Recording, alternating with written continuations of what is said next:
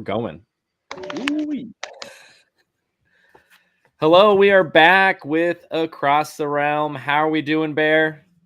Doing well, thank you. Just touched back down in sunny Mexico. How are you doing, sir?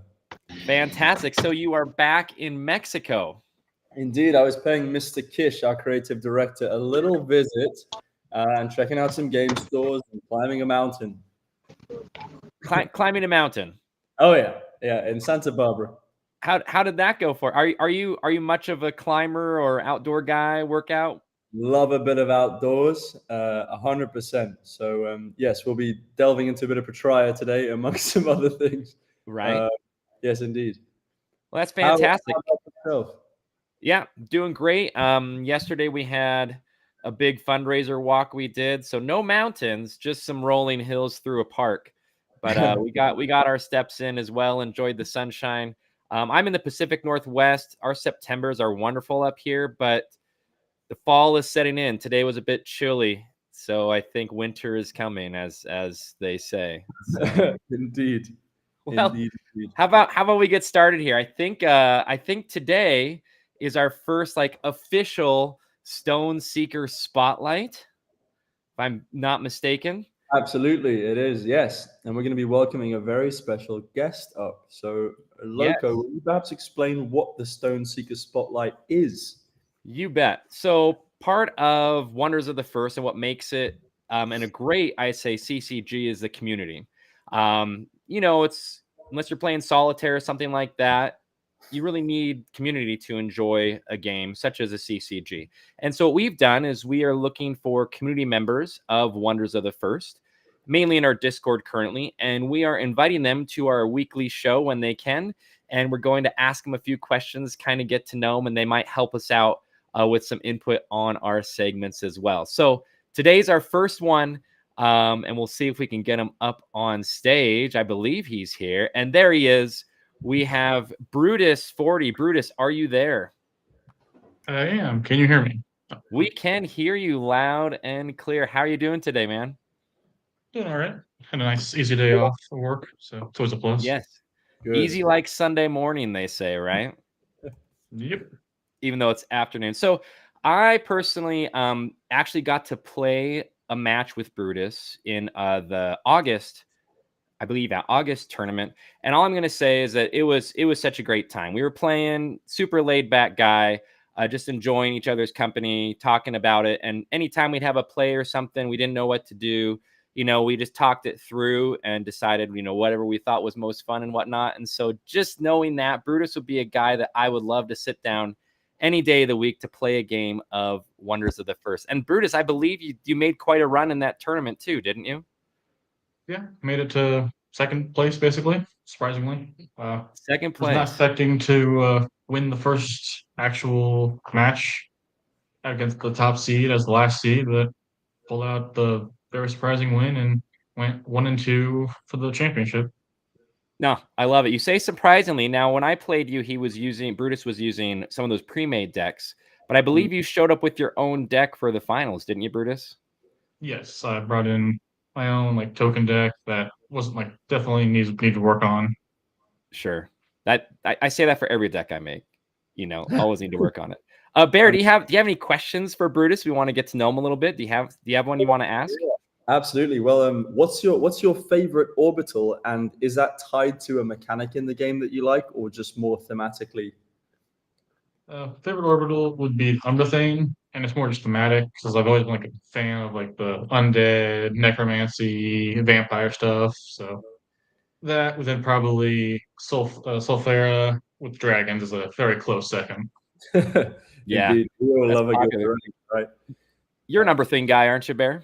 Oh, big time. Yeah, love Umbrathine for sure. Yeah, I say it every time. I'm still excited to see the light side of that. That's what I like. I like the antithesis of it. But yeah, Umbrathane's one of my favorite as well. Do you have a favorite mechanic in the game, Brutus? Then you said you like the theme of it, but do you have a favorite mechanic you like in Wonders?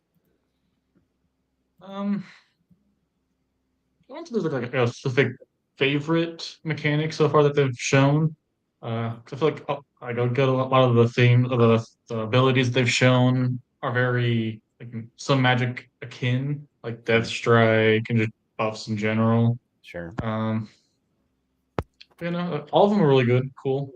I'm looking forward to seeing the full card set. Right. Now Yes. you mentioned Magic, so here's a question: if you were a Magic player before, what brought you to Wonders then? Honestly, an ad in Instagram. Oh, It was like the really? second day of the original campaign. Like was just scrolling through Instagram and I saw like an ad for it. I'm like, that looks interesting. I clicked on it, took me to the Kickstarter page. I kind of half looked over. I'm like, this looks interesting. Made note of it. And later that day, went back and I was on my computer. After looked at it, I'm like, yeah, this looks interesting. I will back this. And then it was sad when it had to get canceled, but then they opened up the second one and Sure. still pursued it.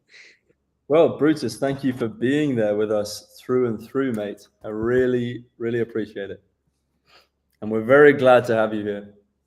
Yeah, it's fantastic. So you did back the project then. So here's a question for you. What are you most excited for?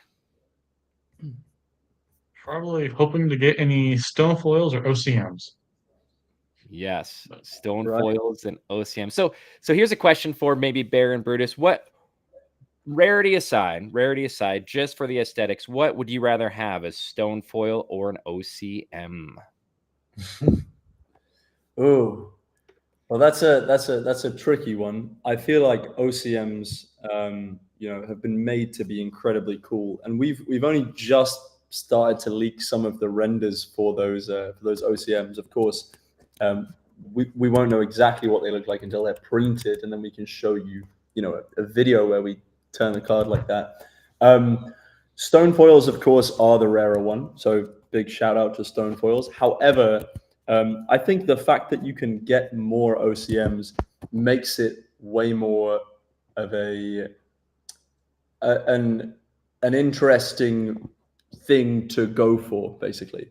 The likelihood of you hitting a stone foil is incredibly low, given that there are 401 base cards plus the other ones. Yeah, so I think OCMs are more of a pull. And if you get a stone foil, then my goodness, congratulations. But I think that speaks to just how rare they are. Yes.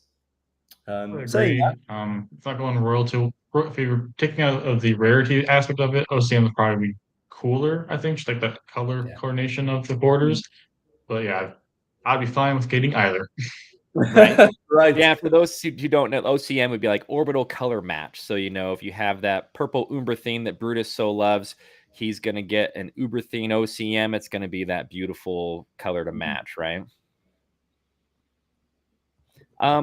Brutus, so you said you played a token deck in the finals. When you're playing any kind of card game, what would you say your play style is? Bear kind of covered some ones before, like aggro, ramp, combo. What would you say was your play style? What you prefer when you're playing like a CCG? That's just probably like a mix like aggro / like board control, or I like to get like a massive army and just steamroll over them. Like I feel like with like Magic, my preferred play style was with slivers. And people are like, they get two reactions: either people that play slivers and love them, or people that hate them because of how annoying they can be. Are slivers still around then? I mean, I played Magic a long time ago, so are slivers still a thing then?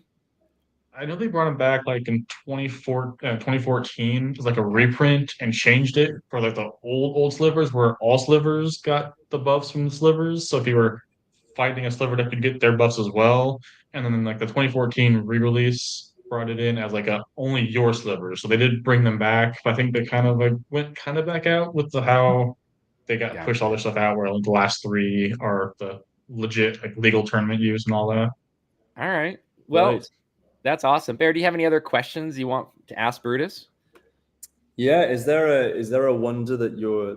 I guess a question to preface this would be: would you say you're more of a player or a collector? And well, yeah, perhaps I'll ask that first. Probably a bit of both, but to be more of a collector because there's nobody to play to be a player. If there are people around me that would also have it and would play with, I would definitely more lean toward more the player side. But since there's hard for me to find people to play with, it's more of the collecting aspect with the hopes of playing.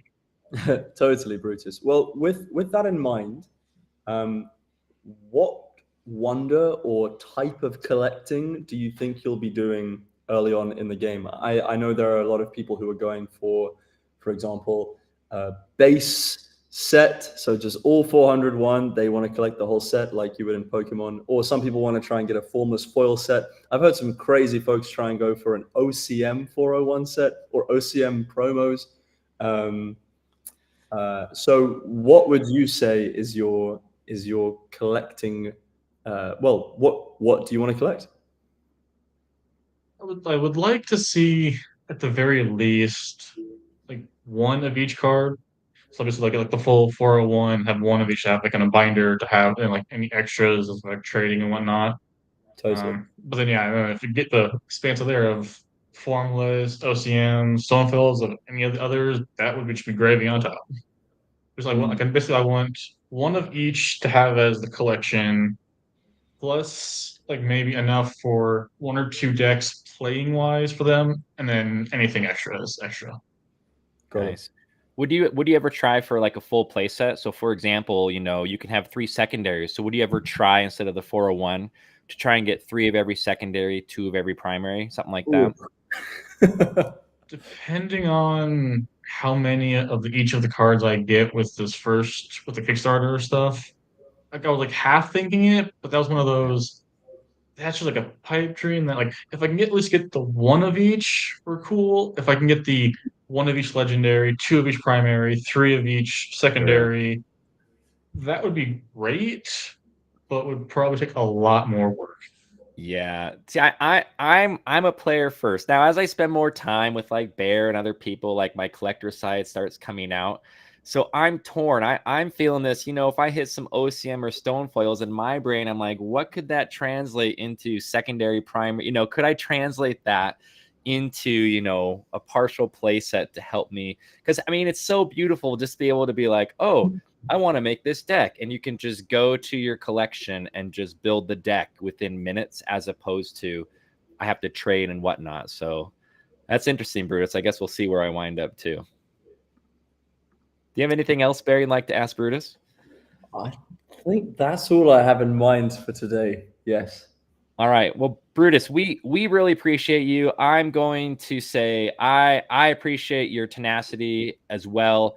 I know the tournament didn't quite work out this month, but I'm always seeing you in there. Hey, who wants to play? Hey, who's ready to play? And like I said, when I played you, great experience, a lot of fun. We really appreciate having you here at Wonders, and I hope you're having a good time as well. Definitely. And Brutus, enjoying all of it. You want to play? Yeah, Bear's a great guy to play too. I still don't know. Well, I've seen you play. I don't know if we've actually played yet, Bear. Have we ever played?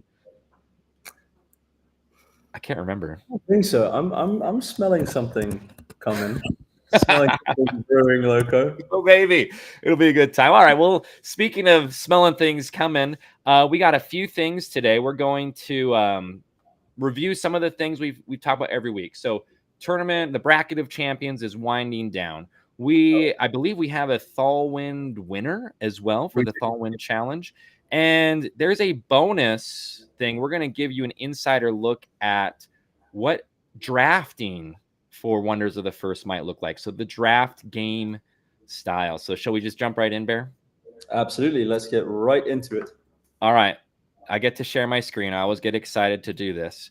Let's see our final matchup. I mean, this is still going, right? Emma has not fixed Drogothor yet, and Drogothor has not destroyed her yet.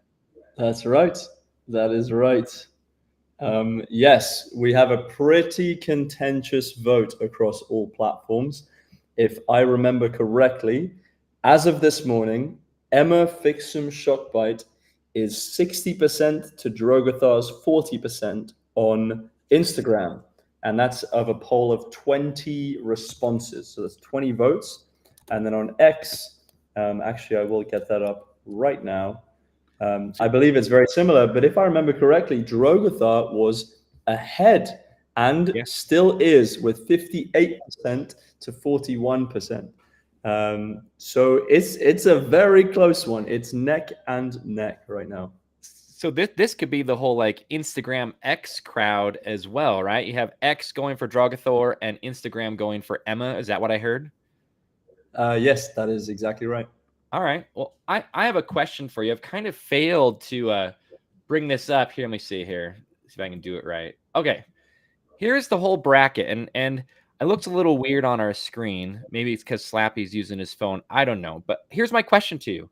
I just noticed that we have the Seekers and the Steelers. How have I missed this Seekers and Steelers? Can you tell us?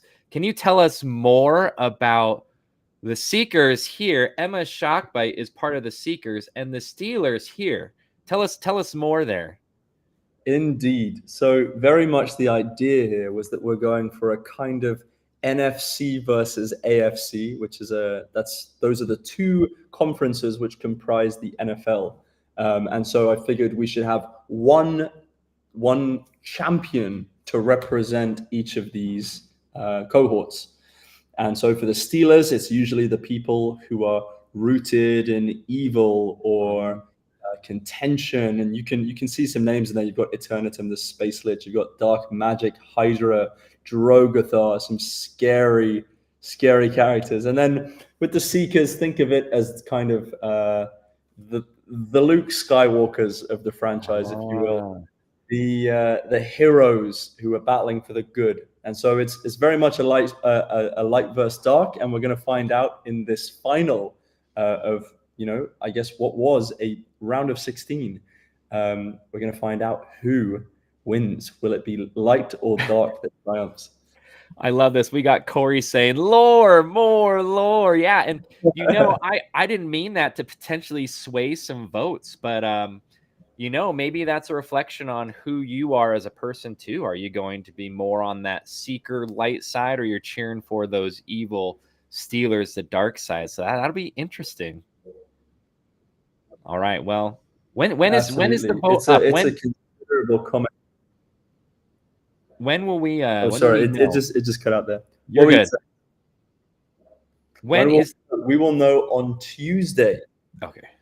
Tuesday we are going to go live with the final results. So keep your eyes peeled and await your champion. Yeah, and so I'm really excited. I'm super pumped. And I think this is a good segue into a quick thing on Shockem Comics, because Shockem Comics, if anyone here is watching this, you need to go vote for your girl Emma right now, because if you're not, I'm really disappointed. So we're going to go to Shockem Comics website right here, right now, and issue 001 is now available. I went ahead and ordered mine. They are currently in Florida at UltraCon as well. And here's a look at a cover here. Let's see if I can zoom out a little bit. Sometimes it works. It's not going to work for me. Legends of the Cosmos, Emma, Rise of a Mythic Bear. Have you picked up your issue yet? I've bought 3. Oh, I bought 2. They're being delivered to Kish in LA, along with 3 for him as well. Yes, so we're definitely going hard into these. There's a collecting principle that I like.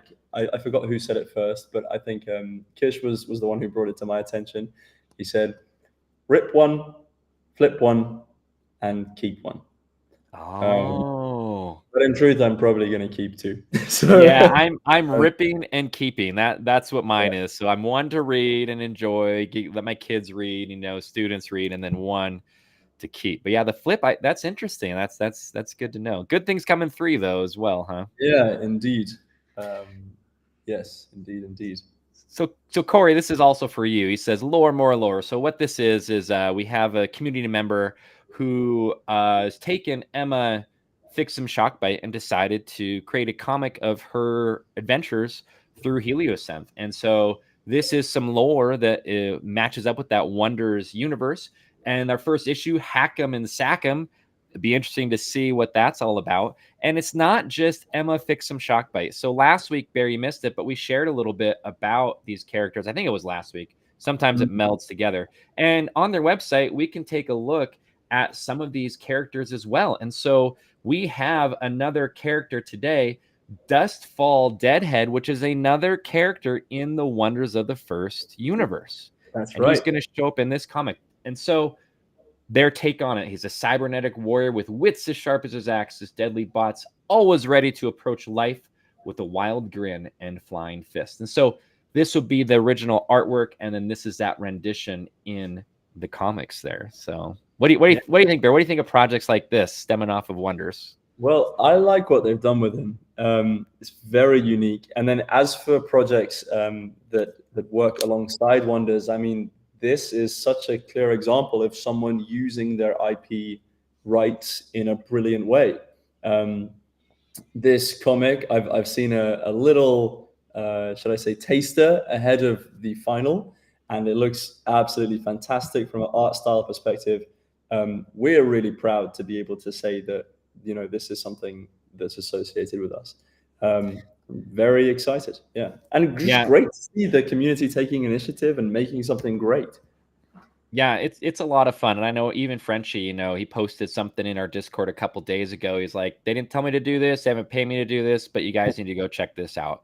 Right. And hopefully soon we can maybe talk to one of the people at Shotgun Comics. We're going to try and get him on here hopefully soon, and they can give us some insider info as well. So once again, if you are a fan of Shotgun Comics or Emma, you know, it really ties in with that championship in the bracket. So you got to get that vote in. Grab your comic, what, rip, flip, and keep? Is that what you said? Grab two or three. Yeah. One to read for sure, one to keep sealed up. And I don't know. I mean, I've never done it, but you can grade comics, right? Comics can get graded. Yes, you can. Yeah, absolutely. Nice. Well, speaking of, I mean, we keep talking about winners. Shall we talk about the Thalwind champion now? Should we go there? I believe we should. So we've just finished out our Thalwind Orbital Challenge, which was treasures from distant lands. And we do have a winner. We had some great submissions. A few trailed over from last week's Solfera. People resubmitted or counted theirs as a, you know, asked if I could count their last week's submission. So quite a few were sent through in stealth, actually. But even still, this is the best one that we saw, and it's from Thai Life, and was an old bronze cast naga with a gold leaf on it from Worship out of Thailand. Thai Life got this from their travels in Thailand, and the nagas are known for good luck and knowledge on their travels. So that's what this is. And of course, congratulations, Thai Life, you have won a first edition mini box. Which we've written here. You know, these sold out relics are worth their weight in gold. You can't get these anywhere anymore, and by virtue of that, these really are gold. So congratulations, Thai Life, and you'll better be ready for the next one. Let's just say we're gonna take a little break until a certain not really sure how to tease this. A certain end of the month celebration occurs. I think I'm following you. I think I'm following you. Yeah. I think I'm following a little bit. Okay. Maybe we'll see who knows what we're up to. Yeah. I like it. Yeah, and this, I mean, anytime you can sneak in and grab a first edition of this of Wonders of the First, it's you got to do it, because like Bear said, this is it. They're gone. So whoever has them in their hand, you know, maybe they do the flip thing, you know, they can do that, right? But enter a contest, try and win one. Fantastic work. You know, it was cool. We talked about this stash a little bit last week. So Thai Life, that's awesome. Congratulations. And we're on hold for a little bit till a end of the month celebration that Barry alluded to for our next challenge. And he said, you better be ready. Hint, hint, wink, wink. Yeah, I think this is perhaps a good year to focus on that particular event. We have some predictions in chat. Mr. Brutus 40 says, Umbrathine and Halloween events. Yes, my lips are sealed. Lips are sealed. I mean, it might be, you know, Boundless Christmas. Right, yeah. Could be Boundless Christmas. Maybe Bear has like an English holiday we don't know about that's going to be happening like end of September too. Who knows, right? Yeah, indeed. Yeah. Well, we'll keep them wondering. We'll keep them seeking and see if they can figure out what's up. So let's see where we're at. Okay. we had the Thalwind challenge, and let's talk about a Thalwind card because this has shown up in chat a lot this week. Ooh, this has shown up a lot in chat this week. We That is have one the card. Captain Isabella is a Izzy Storm song, and this is a rendering of what is a stone. Is this the 1-in-1 stone foil like rendering? Is this what this is?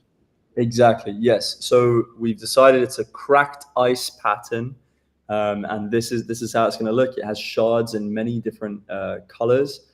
So it's a kind of a rainbow foil above a cracked ice pattern and creates this incredible effect.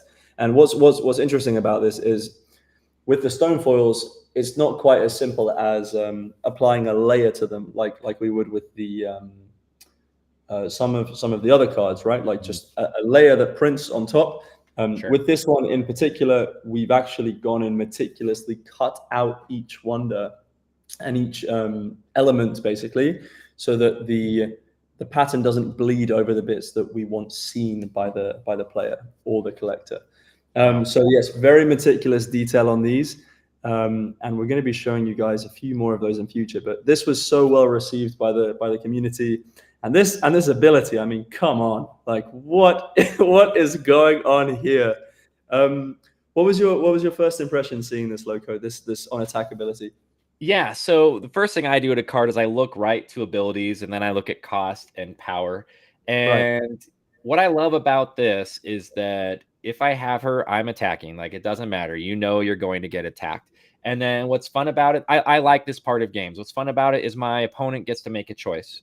And so I don't know the outcome once I'm playing this card. I know I'm either going to get a +7 or seek a card, but for fun factor, which is why I really enjoy playing games, this seems like a lot of fun because I don't know what's going to happen. I don't know if she's going to get a +7. I don't know if I'm going to seek a card. That also maybe helps me decide what realm I play her in.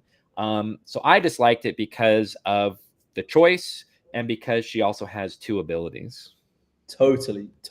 I love this card, and it's specifically because this is what I would describe as a zoning tool. What I mean by that is you're forcing your opponent to make a decision, right? And usually that's in a more subtle way. That's saying, well, if I have, one wonder in realm 2 and no wonders in realm 3, I'm going to force my opponent to work in realm 3 if I put something there, right? Because they're going to have to defend against it. This zoning tool is far less subtle. It is all out, because the defending player is actually making the decision here. And yes, if they choose surrender, seek a card. The opportunity to seek a card consistently over and over and over again is not to be taken lightly. It's a very valuable tool for sure, and it's especially effective when you have strings, like with Ranaday Hopmaster, for example, or other similar cards. Yeah, now Corey brings up a good point. And so Corey says, every time I played her, my opponent blows her up. So when I play card games, when we just look at her, she's legendary, mythic, she's a bomb herself. And so sometimes I feel like when I'm playing these card games, these aren't the cards that necessarily win the game directly for me. It's like those role-playing cards. It's like a couple primaries or secondaries. But what she might be able to do then is she forced a third choice from the opponent, right? Your opponent then used a resource to blow her up. Does it suck you can't use her ability? Yeah, because both choices are not good for your opponent. However, Corey and anyone else, you may have teased out maybe a removal that they were planning on, and then maybe those role players could win the game for you, if that makes sense. Totally. I mean, that really is the case. You can never be too careful. Yeah. Now, one thing that comes up about this card is we're going to talk a little bit about the ability text. So when it says on attack is an ability that is in the rule book. So any card that has on attack, that ability triggers when that attack is happening. And then when it says defending, like that's very specific too. And player, all that is very specific in the rules. And so the question we're getting is this flee or surrender. And so there's a good conversation about, okay, well, if they flee, does that mean I get the stone because they left? Or if they surrender, like, what does that mean? And I think, and I'll start, then you can follow up. I think what we need to keep in mind is that these are terms, in my understanding, just referencing Captain Izzy herself. They could have said, defending player chooses Halloween or Christmas. If they choose Halloween, do this. If they choose Christmas, do this. But, flee or surrender is way cooler when you're dealing with a pirate warlord. So those are the words. You're not going to find flee or surrender in the rule book. However, you'll find them on this card, and it's very specific what happens if you flee and what happens if you surrender. Am I off there, Bear? Or does that sound right? That is 100%. And I love the way that a world and rules can be established inside of just one card. You're able to look at it and already put together that story. And that's what makes, at least to me, that's what makes playing TCG so much fun, is you are establishing and building the story as you play. So yeah, it's great. Great. And I mean, I'm not a game designer, but to me, anytime you start introducing like keywords like this, even if it's on a card, I wouldn't be surprised in future sets if all of a sudden you see like more flee and surrender. Maybe it does hit the rule book, and maybe Izzy like comes back around in like 2026 iteration, whatever, and she's like a playable card again, right? You're like, whoa, she still has flee and surrender, and now that happens. I mean, I don't know if that'll happen. I'm just saying, I think that's cool to think about. Well, something I can say is, whether or not this mechanic comes back, rather or not it's continued, there is clearly a birth of a motif here, and we're just going to have to see if it gets used again. Time will tell. Yeah. Speaking of using it, Radish says Loko going to carry this card into his next fight with the wife. Yeah, I flee or surrender in those. So I think this is the card that my wife will be carrying, instead. So oh goodness. Corey says Thalwind Fools, and he actually brings up a good point. If we go back to your contest, he says Patria Thanksgiving. I mean, home cooked meal, right? Isn't that a Patria card that's possible? Yes. So maybe it's a Patrian Thanksgiving. Maybe we're cooking up some food. And he's still going. He does bring up this interesting thing about thematic wording. And so it does sound cool. It could lead to confusion. He understands what it was trying to do. Doesn't mean everyone will. The cool thing about a game like this is that, it takes some time learning. I was playing last night and there was something I made a mistake on. And, over time, hopefully we'll learn. Right from the look of it, yeah, it can be a little confusing, but I think that people can figure it out if we can. But I guess we'll see where that lands. Do you have anything else to say about that, Bear? Not that in particular. No, you're right on. Yeah. So we'll see. I mean, sometimes maybe someone might stray away from a card based on some wording. I like it. I think we'll be okay. But yeah, valid points there for sure. The lesson I think to learn here is when there are keywords, right? They might be specific to the card, or they're going to be in the rule book where you'd have to potentially look. So it's a CCG. A bit more complex than maybe like a regular board game or something like that. But valid point there, Corey. Thanks for bringing that up. Appreciate that. Definitely. Okay.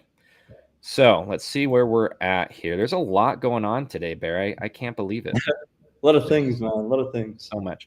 All right. So we still have to get to our strategy. Do you have some strategy for us today? I sure do, yes. And after that, we can share the special segment on draft details. How's that sound? That sounds great. All right, Bear. Let me power through this. In our last two broadcasts, we spoke about two different play styles. We first spoke about aggro, and then last time we spoke about combo. And these, of course, being two that we've discussed so far. And one we're going to talk about today is ramp. So what is ramp as it pertains to Wonders of the First?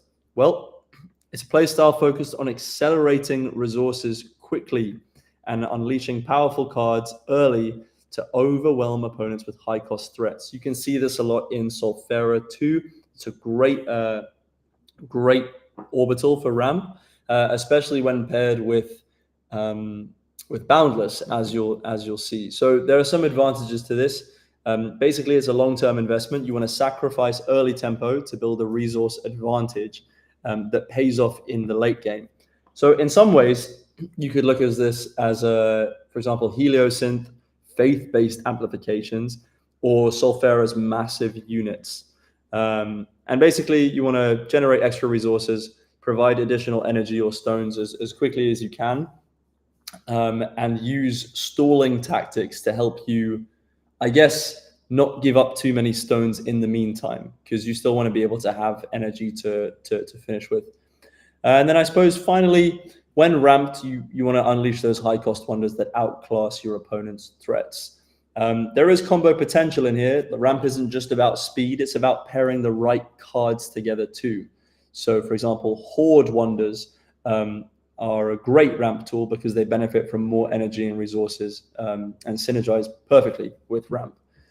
Finally, though, a weakness is that ramp can be vulnerable to fast and aggressive strategies. And so if your opponent pressures early, you got to be careful. You got to balance defense and ramp acceleration. So perhaps it's worth including what I have suitably or unsuitably named big dumb wonders, which are the ones that don't have any abilities but are cheap and have a lot of power. You want to get a couple of those in maybe, just to make sure that your realms don't get taken in the early game. And yes, I believe that will do as an overview of the ramp strategy for wonders. Yeah, I would say, as I think about what you're sharing with strategy, I would say I'm probably mostly like a ramp player when it comes to Wonders of the First, where I look at like that curve, right? That energy cost curve, and I'm like, okay, I have some that I want first. Then at like round 3 or 4, I want these guys, and by round 7, I'm dropping these big dudes here. And the same thing, those cheap wonders with lots of power, at least what they do is they make your opponent like pause for a moment, especially if you're playing like an aggro. They pause for a moment. They're like, okay, can I take that realm later? Can I come back to that? What do I do here? Do I give it up? Because I know he's going to be dropping something big here in a couple turns. Yeah, I think there's also a lot to be said for spells that nullify or spells that remove early, or cards that have removal abilities. There's probably some form of ramp you could play with tiny little Death Strike wonders that can just pinch people away and make sure that they don't build. Obviously, a huge tool for ramp, which I didn't discuss before, is lands. Especially ones like Indra's Citadel. You get to the 7th round and all of a sudden you have an additional 6 or 7 actions. Yeah. You're in a good spot. So ramp is very often rewarded in playing wonders, but also you have to be careful that you're making enough progress early, because if you don't, you will be caught with your tail between your legs. Yeah, and I think too with ramp, being an energy-based game, you still have to have some control because you're going to need that energy to spend. So yeah, you may have X actions, but then if you're limited or energy starved, that could be a problem.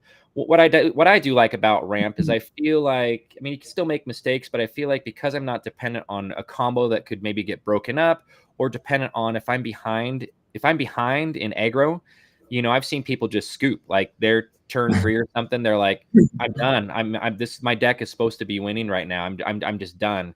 Ramp to me, what's nice about it is I feel like I'm always in it. I feel like I always I know I'm going to get my energy. I know I'm going to action. Maybe it's not what exactly I want, but I know I have an answer coming up. So I really enjoy that play style. It's a lot of fun for me. Yeah, well said. Absolutely.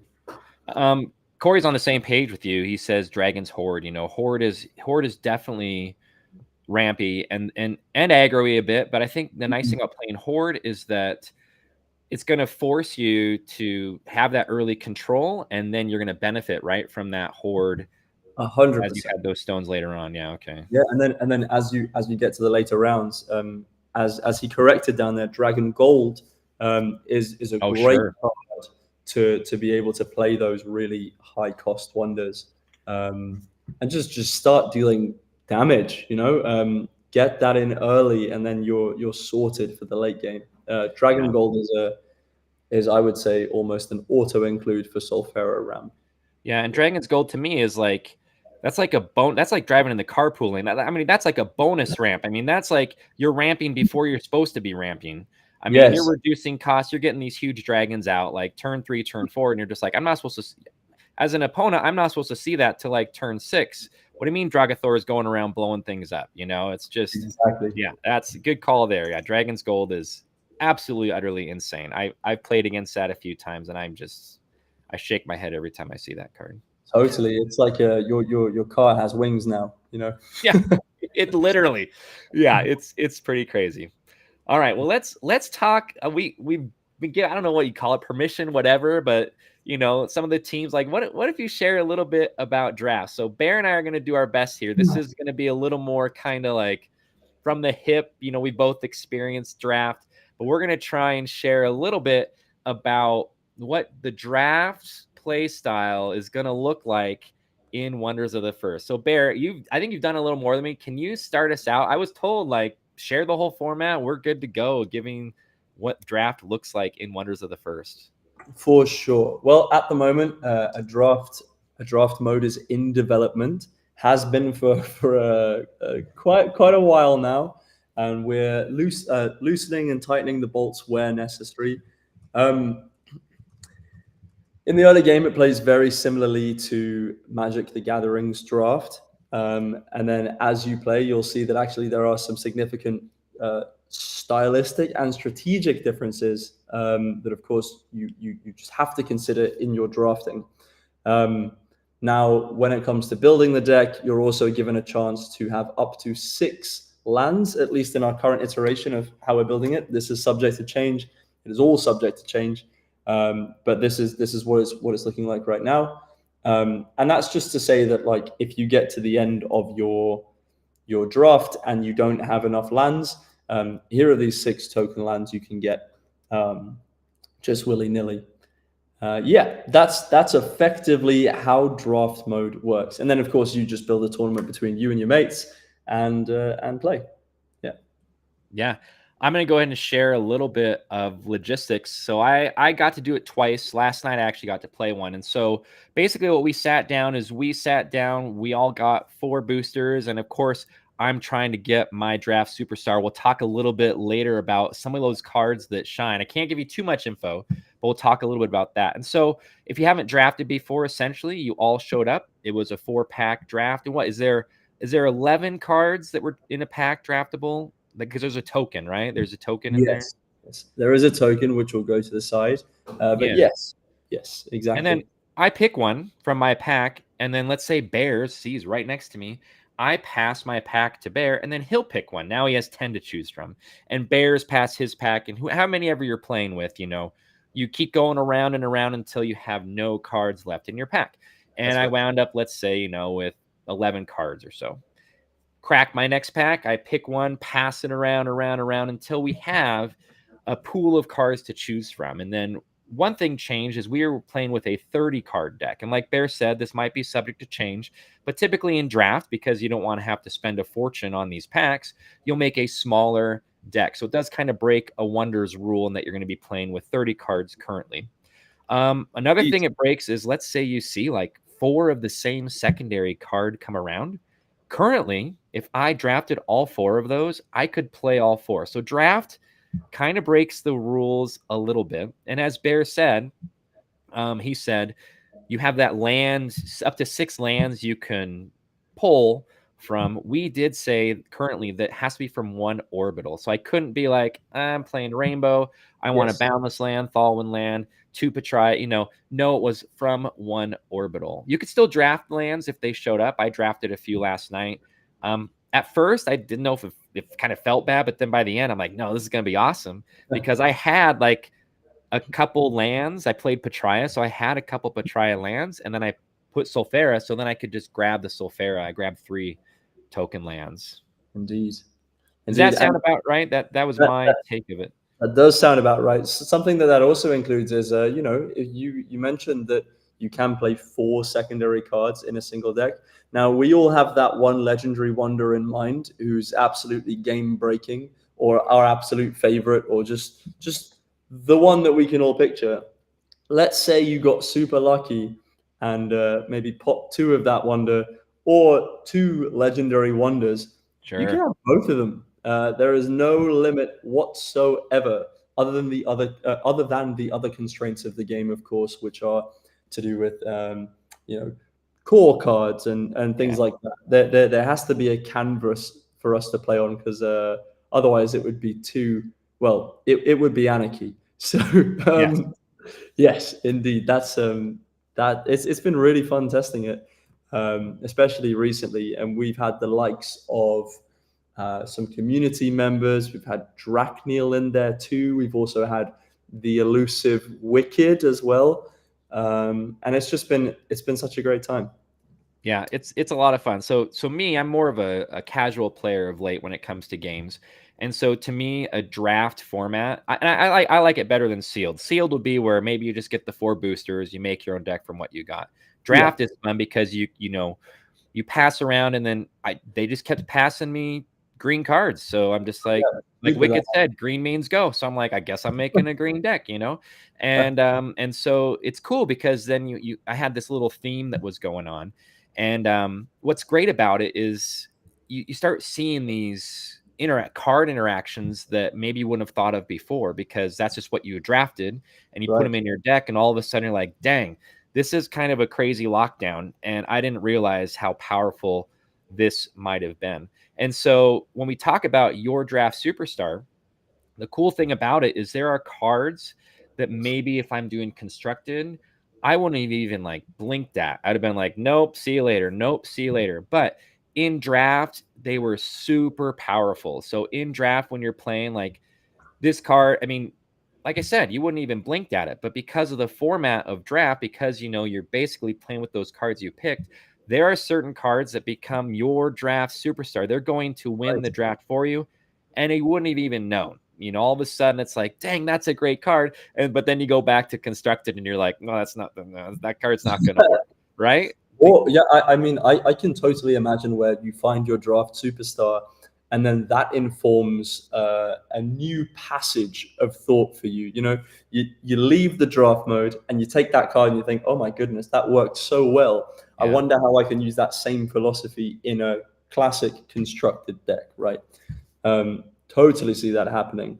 And then as for core versus non-core, there's been some contention, or some discourse rather, surrounding how many cards in the set should be core or non-core. And I have found that as we've lent towards more non-core, draft mode works really well. Now we're going to see whether or not that sticks around to the same degree, but I will say that's an interesting pivot so far, and we'll just see where it goes. Yeah, I agree. And that's, I think, the idea of having those lands available, because, a couple of people are like, man, core are banger cards, man. I want to play those. And the first time we drafted, we didn't have that land. And so, Right. I just felt, man, I better make sure I have enough non-core cards. And so I just started drafting non-core cards. And so to me, though, as a player, I don't know if that's like necessarily the most fun, right? Just automatically knowing like unless I see like a land come around, I really want to have a core card? And so with those lands we got to pick, though, it didn't matter so much. I had some core cards in there. I Yeah. mean, there were still moments where I wasn't able to play them because, we were a little slim on the land in my deck. I just put 6 in there total. But in the end, I could play what I wanted, and it was a lot of fun. But yeah, Bear, I think that's still, like you said, some discussion on core versus non-core. Especially, we talked about draft having those different rules. Only 30 cards. Sure, have 2, have 3, have 5 of the same legendary. If they come around and you really have that, great, go for it. That's brought up. Do we turn off core, or do you leave it on? And so I think that's something that we're deciding Totally. too. I mean, I also like this mode a lot because it changes the math too, right? When it comes to drawing cards, for example, if you play 6 lands in the deck and you figure that you're going to go for core, I guess statistically you have a 20% chance of Sure. drawing a land, right? And that's after your original 7, which is different implied odds that I don't want to figure out right now. No, Uh, that's fine, yeah. but yes, that's an interesting thought. That effectively, if you want to make core work in draft mode, you have to first pull a land. And so, if you have a 20% chance of pulling that land, then great. But if not, then good luck. Right? You know? Yeah. Yeah, maybe you want to go for 9 lands in, or God forbid, 12 lands for a 40% chance of drawing one. Right. Yeah, we saw, and there's other cards that can help you. Like the first, is around. We saw that go around a couple times. And so Yeah. there are possibilities, but I definitely was a fan of being able to pick the land. I like having the core, still on, because sometimes those cards are a little more powerful. Not always, but sometimes they are, they're core for a reason. And so, yeah, I mean, we'll see where it winds up. If you have not drafted before, I know we played with some people who haven't drafted before. I'm not going to speak for them, but it seemed like they had a pretty good time. I mean, just the social aspect of opening your pack and drawing the card, and a little bit of smack talk, and like, I can't believe you passed that card. And then a little bit of nervousness, like, what card did you take then? And then you find out in the end that you're like, you and someone else is drafting the same thing. And so then you're, I can't believe it. You have like the other half of my deck I want. Like, I just love that social side of thing as well. What do you think of that, Bear, too? I love that too. Yeah, for sure. For me, my excitement always tends to come from the mechanics, right? So I'm thinking about how is my deck building as I go. But certainly, yes, the social side is so much fun, for sure. Yeah, and then you have the part where once I realized that Bear is building Umbra thing, guess who's stealing some purple cards right here, right? All of a sudden, I'm like, nothing's really going to fit my deck. I'm going to steal this one so Bear doesn't get it. And the Bear all of a sudden is like, where's all my purple cards? They're not coming back. Right. These packs suck. Come on. Exactly. But I mean, that's the beauty of a mode like Draft, right? Yeah. And to me, it's a great way to buy a product, an open product. You buy it in the store. It's immediate. You get to use it right there. And then you go home with your cards, and it's a lot of fun. I really love drafts. So I'm glad I got to be a part of that. And yeah, Rommel says our draft archetypes have been great. We're hitting some good archetypes. We're having. I mean, I only got to play the one time last night. I had a blast. It was a ton of fun. We got to look at each other's decks and see what people are drafting. It's been a lot of fun. So yeah. So hopefully, November hits, we get this in our stores, and you guys can experience the draft. I want to say, I think in chat, maybe 2 weeks ago, I think someone said they took the playtest decks and mixed them up and kind of did their own little pseudo draft just to get the feel of it. So cool. So cool. Yeah, that's a lot of fun. Yeah, draft tournaments are definitely exciting. I also feel like it's an even keel, being competitive. Boom, even keel. Doesn't matter if you own all these mythics, if you own all these, if you one of each secondary, it doesn't matter, right? I show up, I see the same cards you're seeing minus the first couple you took, and so it's perfect. Yeah, I feel like in games like this where there is such an opportunity for pay to win, and that's just because it's coded into the DNA of TCG, right? The fact that you can have a level playing field is so cool. And so modes like Draft, we will endeavor to continue to create modes that emulate that same kind of blanket feeling, for sure. Yeah. Speaking of modes, Corey says, how about something like Magic's old Vanguard system, a thing similar to Commander, but isn't summonable to the field? I don't know. I mean, like we're looking into many options right now, certainly for different play styles. That's all I'm really going to say on that. But trust that we have your best interests, and we're doing the work. So just thank you, Corey. That's a wonderful suggestion, and that's all I'm going to say on the matter. Perfect. I love it. Well, there's a lot today. I'm looking at our time, man. We're pushing an hour almost. This is like the longest I've ever gone. This is a little crazy, but I thought we were jam packed with stuff, man. I felt there was so much to talk about, Bear. It was just pretty crazy. Yeah, man. Absolutely. Great to see you again. Great to have everyone here together. And even on a Sunday, making it happen. So thanks. Yeah, I truly appreciate everybody. My schedule's pretty tight, so having people here on a Sunday afternoon/evening, I really appreciate you guys here. Remember, you can always catch us later on YouTube or something like that. A couple things to do. Don't forget to vote in the final.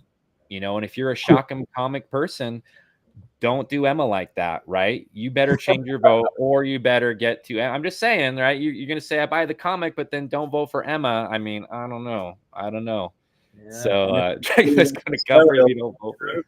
Vote for the big old dragon. So there are 2 ways to go. Are you a seeker, Are you a Steeler? I guess we're gonna find out. So get those votes in, and we look forward to seeing who wins on Tuesday. Looking forward to it. All right, Bear. We'll catch you next time. And remember, everyone, keep seeking the wonders in life. And thank you, Brutus, for joining us today.